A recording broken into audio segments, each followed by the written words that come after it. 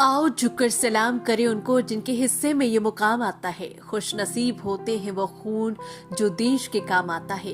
कुछ नशा तिरंगे की आन का है, कुछ नशा मातृभूमि की शान का है।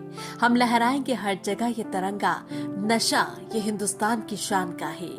लड़ी जंग वीरों की तरह जब खून खौल फौलाद हुआ, मरते दम तक डटे रहे वो, तभी तो देश आजाद हुआ।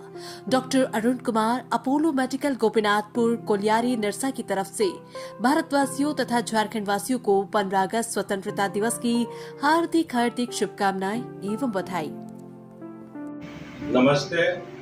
मैं doctor Arun Kumar, Apollo medical, Gopinathpur, Nirsa, देशवासियों एवं झारखंड वासियों को स्वतंत्रता दिवस की हार्दिक शुभकामनाएं देता हूं।